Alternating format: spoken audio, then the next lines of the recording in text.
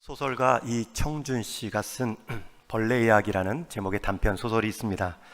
1981년 실제 일어난 어린이 유괴 살인 사건을 모티브로 한 이 소설은 후에 밀양이라는 제목으로도 영화화된 적이 있습니다.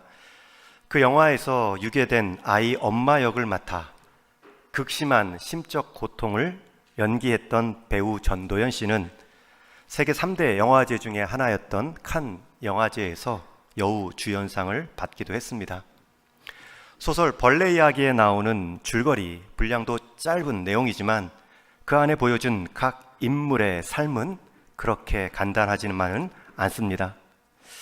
약국을 운영하던 부부가 40 가까이 돼서 얻은 늦둥이 아들 아람이가 있습니다. 그 부부에게 특별한 사랑을 받는 아이였지만 나면서부터 한쪽 다리에 장애가 있어 활동적인 친구도 없었고 특별한 취미도 없어 그저 엄마가 아이의 친구가 되어 지내주는 것이 전부였습니다. 그러다 아람이가 초등학교 4학년이 되면서부터 주판, 주산에 취미를 붙여 더 잘하려고 주산 학원을 다니기 시작합니다. 어느 날 아람이가 밤늦게까지 집에 돌아오지 않습니다. 여기저기 수소문을 해보았지만 그렇게 몇 날 몇 주를 실종된 채로 전혀 단서 없이 고통스러운 시간을 보냈습니다. 엄마는 거의 실성하다시피 이곳저곳을 찾아 나서는 동안 이웃에 살았던 김 집사로부터 교회를, 예수님을 소개받고 다니기 시작합니다. 물론 하나님을 찾기보다는 아이를 찾고 싶은 마음으로 지푸라기라도 잡는 심정으로 교회로 옮긴 발걸음입니다. 김 집사도 혼자서는 절대 그 짐을 감당할 수 없으니 함께 아이가 무사히 돌아오도록 기도합시다. 권면했고 함께 기도했지만 끝내 아이는 지하 상가 깊은 곳에서 죽은 채로 발견됩니다. 절망한 엄마는 더 이상 신앙의 위로를 느끼지 못합니다. 오히려 슬픔과 분노를 주체하지 못하는 엄마에게 김 집사는 다시 끈질기게 주님을 의지하라 권합니다. 엄마는 전지전능한 하나님께서 왜 아무것도 해결하지 않으시고 보고만 계셨는가 원망하며 시간을 보냈습니다. 시간은 지났고 수사는 진행되면서 결국 잡힌 범인은 한때 아람이를 찾는 데 앞장섰던 아람이가 다녔던 주산 학원의 원장이었습니다. 엄마는 다시 그의 위선에 분노했고 복수심으로 가득 찬 생활을 하게 됩니다. 안절부절 못하던 엄마는 다시 김 집사의 설득으로 교회에 나가면서 차츰 마음의 안정을 얻고 범인은 사형 선고를 받게 됩니다. 그 상황에서 다시 김 집사는 아람이의 구원을 말하며 아이를 죽인 범인 살해범을 용서하라 엄마에게 권하지요. 오랜 갈등의 시간이 흐른 후에 엄마는 살인자를 품자 용서하기로 다짐하고 교도소를 찾아갑니다. 교도소를 찾은 아람이 엄마 앞에 나타난 범인, 주산학원 원장. 그는 살인범 치고는 너무나도 평온한 얼굴의 표정이었습니다. 그리고 이렇게까지 말합니다. 자신은 지금 주님의 용서와 사랑 속에 마음의 평화를 누리고 있다. 심지어 자신을 보복한다 할지라도 아이를 죽인 것에 대한 안갚음을 한다 할지라도 나는 당신을 용서할 준비가 되어 있다. 여러분, 이 말까지 들은 후에 엄마는 경악합니다. 나는 그렇게 미치다시피 살아왔는데 아이를 죽인 이 살인범은 어찌 이리 평화스러운 얼굴인가? 내가 용서하러 왔는데 보복할지라도 나를 용서한다는 말은 또 무슨 말인가 분개합니다. 그리고 집으로 돌아와 절규하죠. 내가 그를 아직 용서하지 않았는데 어느 누가 먼저 그를 용서할 수 있습니까? 그럴 권리는 주님에게도 없는 것 아닙니까? 제가 주님에게 그를 용서할 기회마저 뺏긴 건가요? 내가 어찌 그를 다시 용서할 수 있습니까? 절규하던 아람이 엄마는 결국 스스로 생을 마감하는 내용으로 소설은 끝이 납니다. 그런데 영화는 조금 다릅니다. 그럼에도 다시 살아가는 아람이 엄마의 모습으로 이어집니다. 여러분, 제가 짧게 소개한 이 소설의 이야기를 들으며 어떤 생각이 드십니까? 뭔가 분명 불편하지요. 뭔가 못마땅한 느낌입니다. 후에 작가 이천중 선생님은 값싼 용서, 값싼 회개에 대한 고발의 마음으로 소설을 썼다고 밝힙니다. 그렇기 때문에 이 소설, 이 단편 소설의 제목이 벌레 이야기였겠죠. 여러분, 이 소설에는 벌레가 하나도 나오지 않습니다. 곤충도 나오지 않습니다. 사람에 관한 이야기이지만 누구인지 밝히지는 않으면서도 한 사람의 모습이 벌레와 같이 한 인생을 갉아먹는 삶으로 설 수 있다는 것을 말하고 있습니다. 비혐오적인 단어, 곤충이 아니었고요. 혐오성을 갖고 있는 벌레. 그 벌레라는 단어로 제목을 삼을 만큼 한 인생을 무너뜨리고 갉아먹는 벌레 같은 존재나 상황은 무엇인가를 우리에게 소설은 넌지시 제시하고 있습니다. 오늘 우리가 읽은 이 이사야서 1장에서도 하나님께서 자신의 백성인 이스라엘 백성을 향해 마치 벌레를 대하듯 아주 혐오적인 표현들을 길게 말씀하고 있습니다. 4절 말씀에 보면 슬프다 범죄한 나라요, 허물진 백성이요, 행악의 종자요, 행위가 부패한 자식이로다. 하나만 얘기해도 되는데 범죄한 나라, 허물진 백성, 행악의 존재, 행위가 부패한 자식 같으니라고. 요즘 선거철에 무슨 네거티브 선거 구호도 아닌데 이스라엘 백성을 이렇게 부정적으로 하나님은 규정하고 계십니다. 여러분, 이 표현이 10절까지 길게 나옵니다. 요약하면 이런 벌레 같은 백성들아, 내 마음을 그렇게 갉아먹을 수 있는가? 내가 준 복과 땅을 그리 황폐하게 만들었는가? 심지어 너희는 심판받아 멸망한 소돔과 고모라 사람들과 같다라고 말씀하죠. 여러분, 지금 이스라엘 백성이 이스라엘의 하나님께 왜 이렇게 혐오의 대상인 것처럼 묘사되고 벌레 같은 존재들로 여겨지고 있습니까? 오늘 본문 이제 11절부터 17절까지 그 이유를 말씀합니다. 우리 11절만 같이 한번 한 목소리로 읽겠습니다. 시작. 여호와께서 말씀하시되 너희의 무수한 재물이 내게 무엇이 유익하뇨?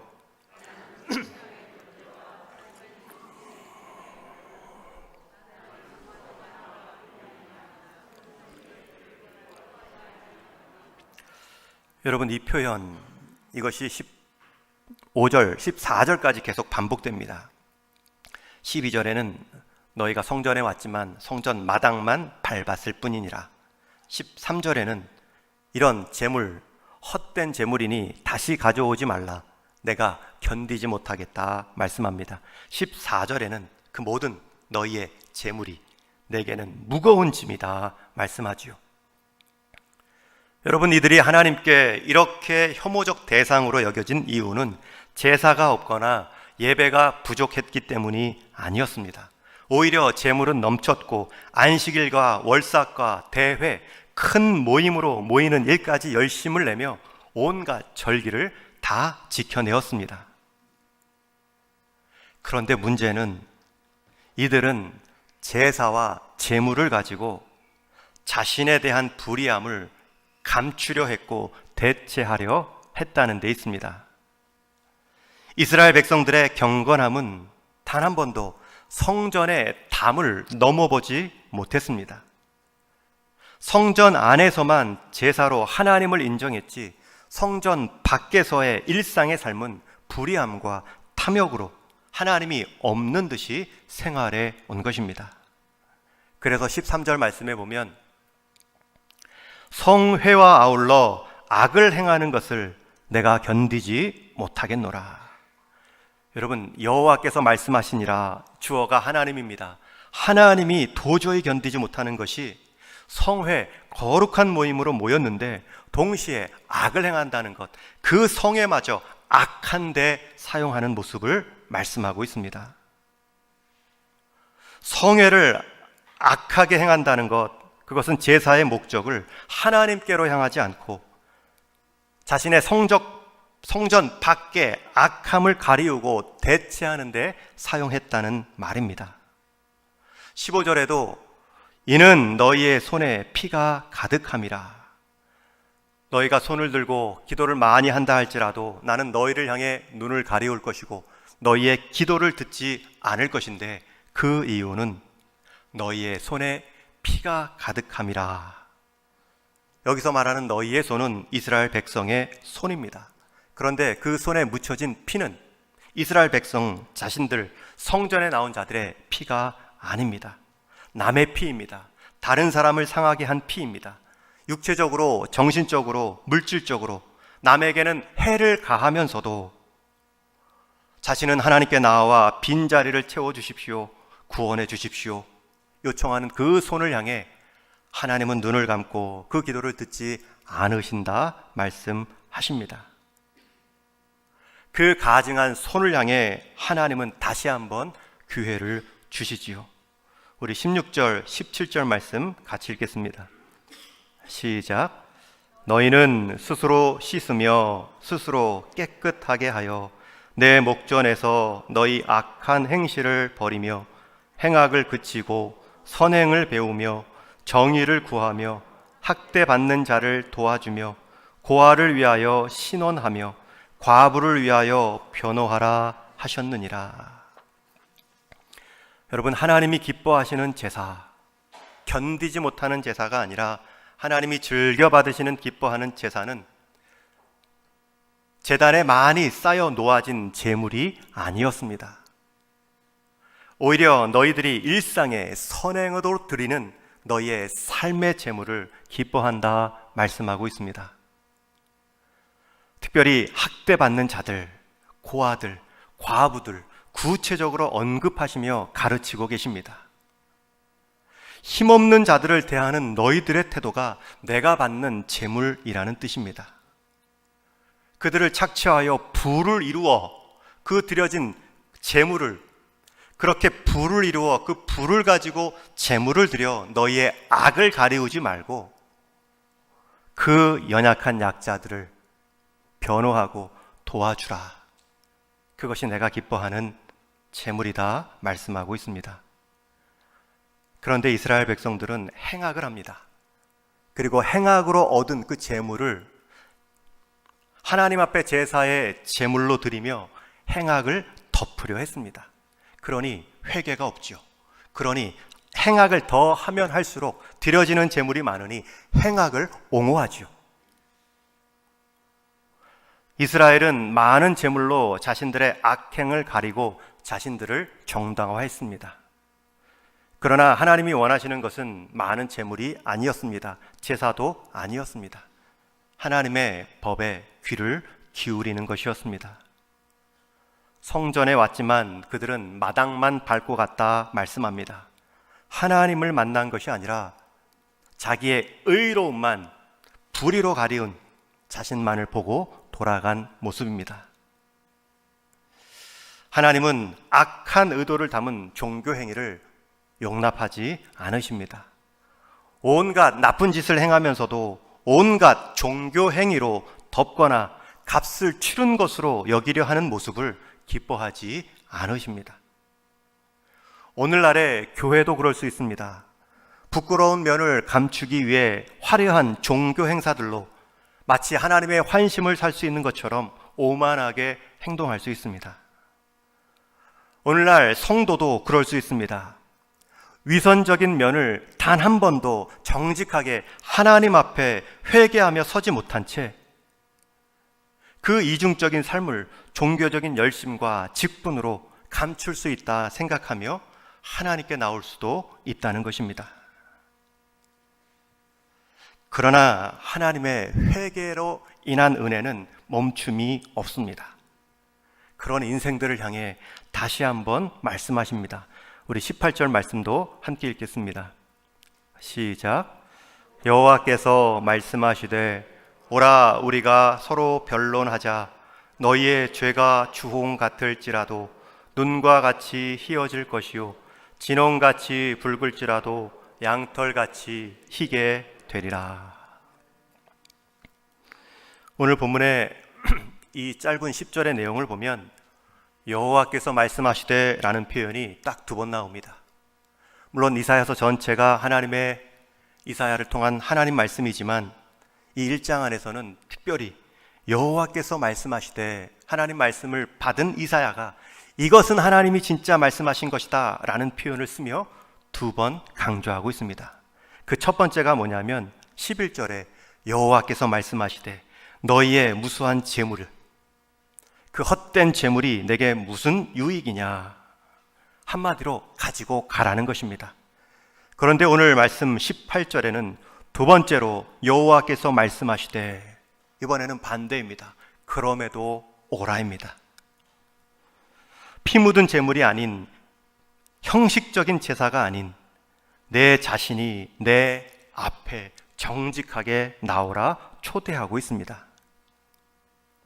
그리고 변론하자 말씀합니다.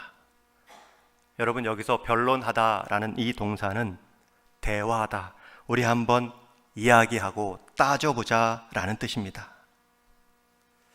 여러분, 이 변론하자라는 말의 해석이 많습니다. 그러나 저는 이 변론의 대상으로 그러한 행악을 행했던 자들마저 초대하시고 대화의 상대로 초청하시는 하나님의 인격적인 대우가 눈여겨 보여졌습니다. 하나님 앞에 서지 못한 인생, 우물쭈물하는 인생, 그 인생마저도 하나님은 초대하십니다.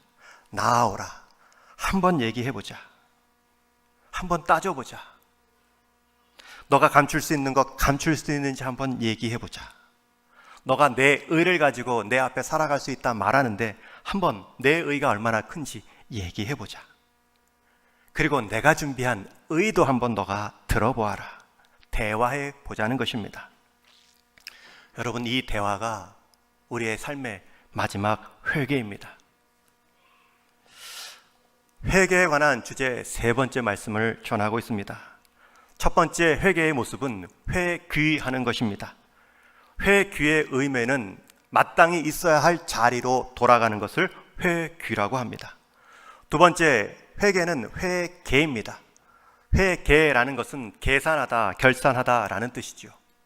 여러분, 우리가 하나님 떠난 자리에서 하나님 앞에 다시 방향을 트는 것이 회귀입니다. 그러나 회개도 필요합니다.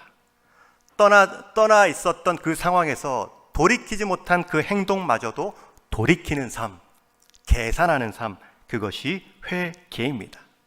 그러나 마지막 회개가 남아 있습니다. 그것은 하나님이 준비한 것으로 하나님 앞에 변론함으로 우리가 희게 되는 것을 경험하는 것입니다. 우리 인생은 스스로 희게 될 수 있는 방법이 있다.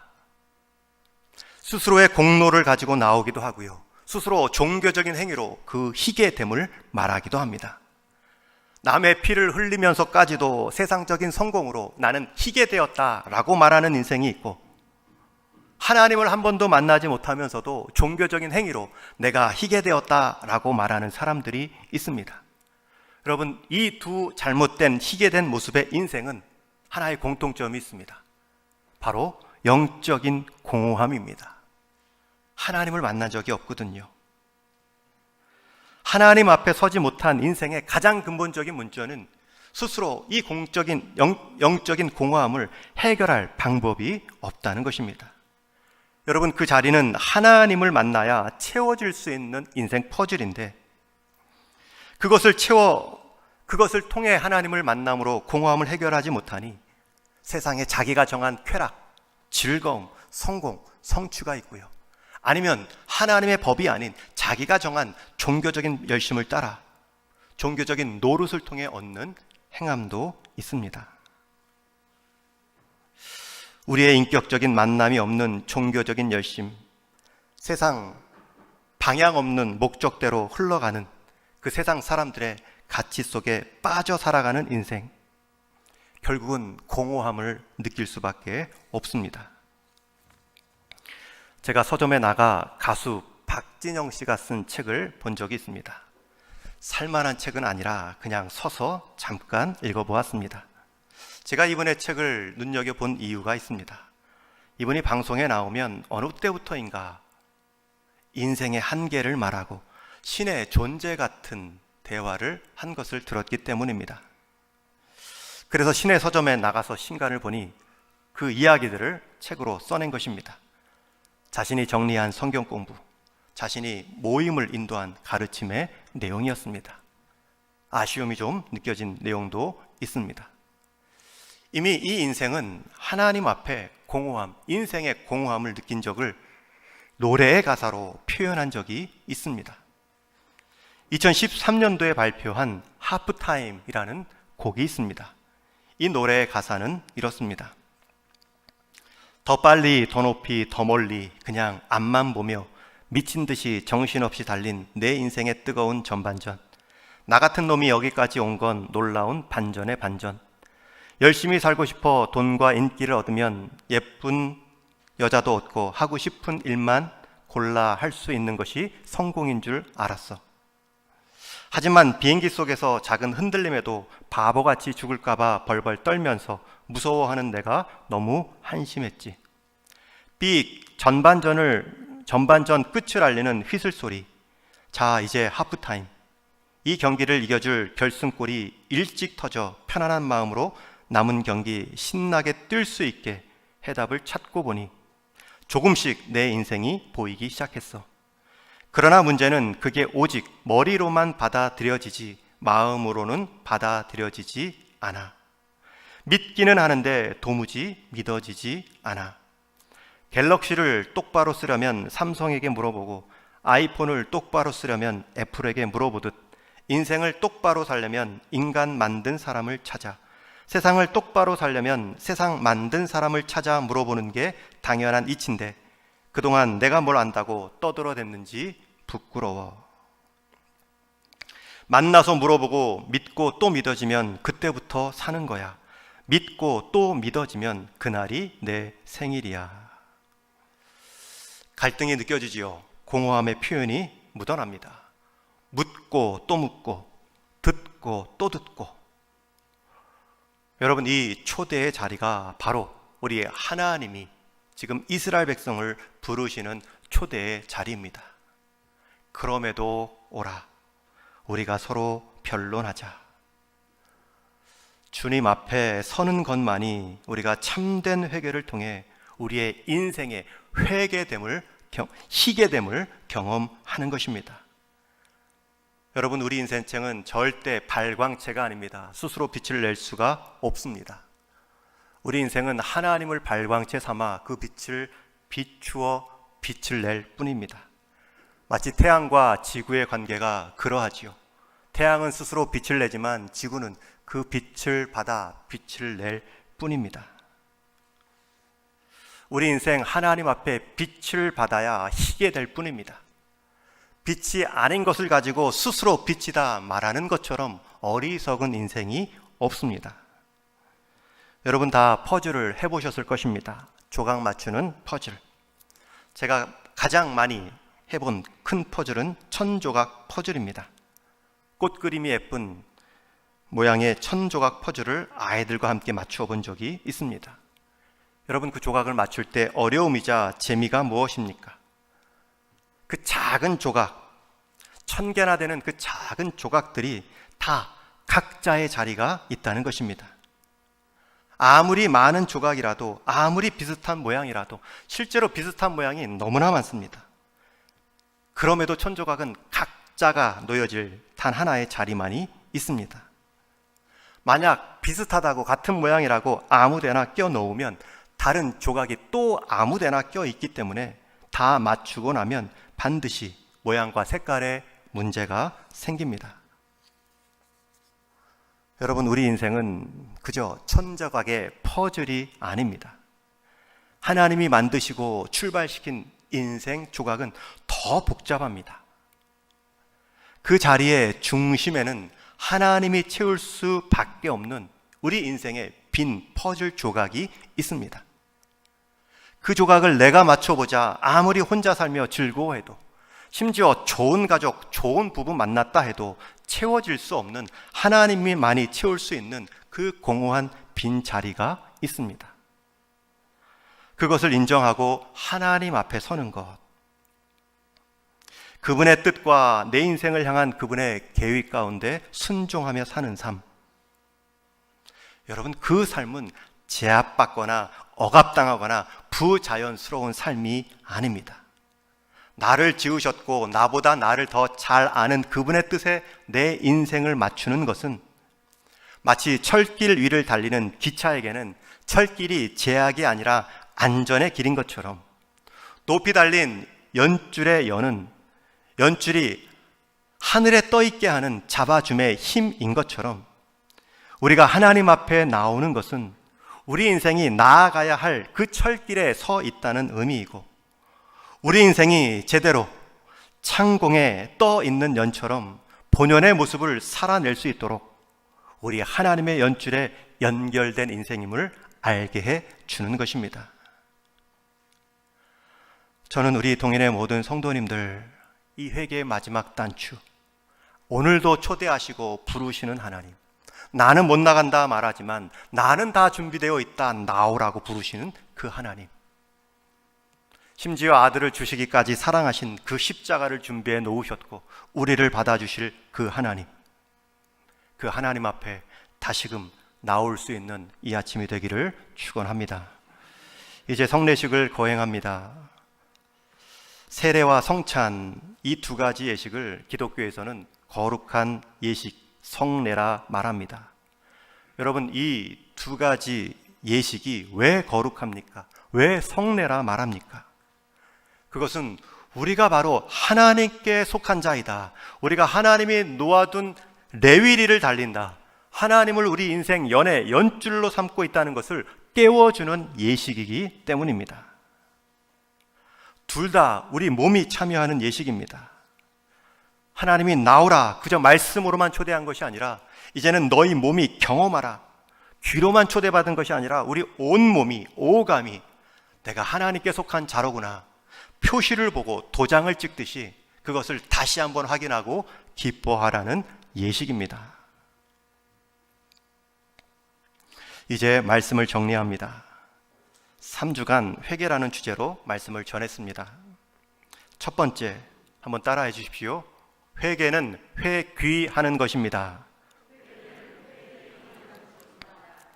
집을 떠난 탕자가 아버지 집으로 향한 것처럼 우리가 있어야 할 자리, 우리를 처음 지으시고 부르신 자리로 방향을 돌이키는 것, 그것이 회귀입니다.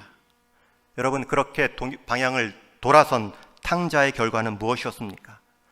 상상하지도 못한 아버지의 환대가 있었습니다. 두 번째로 한번 따라해 주십시오. 회개는 회개하는 것입니다. 계산하고 결산한다는 뜻의 회개입니다.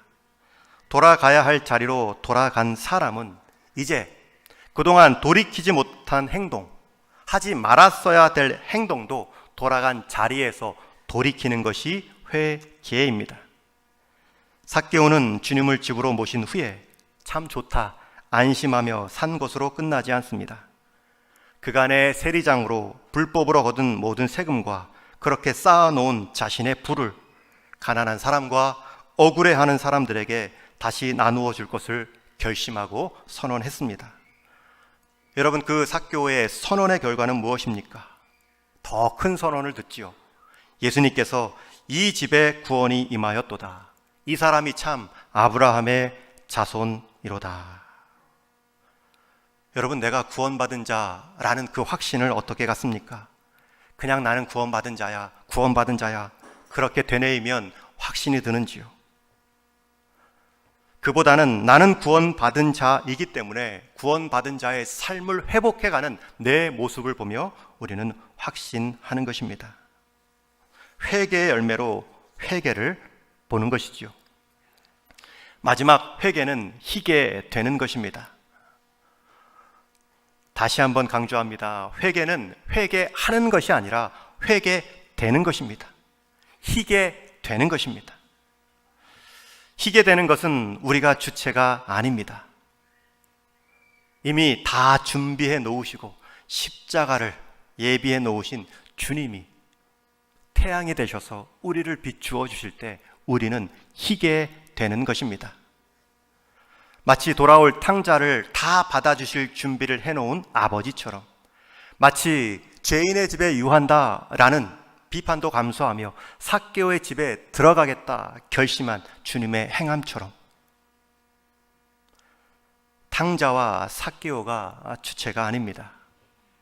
그런 아버지의 준비와 예수님의 방문이 탕자를 다시 돌아온 아들로, 삭개오를 다시 얻은 아브라함의 자손으로 세울 수 있었습니다. 마찬가지로 회개는 희게 되는 것입니다. 하나님이 다 준비해 놓으셨습니다. 십자가를 준비해 놓으셨고요. 와서 변론하자. 저는 이 죄 때문에 못 나가겠는데요, 나는 그 죄 때문에 십자가를 준비해 놓았다. 주님은 오늘도 우리를 부르십니다. 오라, 대화하자, 변론하자. 재물 이전에 내 인생을 내 앞에 제물로 드려 내가 쓰도록 해라. 그 부르심에 응답하는 인생, 그것이 우리에게 남은 반복되어야 될 회개의 모습입니다. 우리 인생 벌레 이야기의 벌레처럼 값싼 회개로 끝날 수 있었던 암담한 삶을 우리 하나님은 아들의 희생을 통해 내가 너를 살린 이 희생이 얼마나 컸는지를 비추어 주셨습니다. 우리는 그런 인생을 통해 하나님을 발광체 삼아 그 은혜를 반사하고, 또 우리의 이 연약한 반사체마저 사용하셔서 또 다른 인생의 어둠을 비추실 그 하나님을 기대하며 회개하는 삶을 살아가는 것입니다. 그러한 회개의 기쁨이 오늘을 시작으로 다시 한번 이번 고난주간 한 주간에도, 또 주님 앞에 서는 마지막 그 순간까지도 회개의 기쁨, 회복의 열매로 주님의 십자가 사랑을 경험하고 사는 저와 여러분 되기를 주님의 이름으로 간절히 축원합니다. 우리 같이 한번 기도하겠습니다.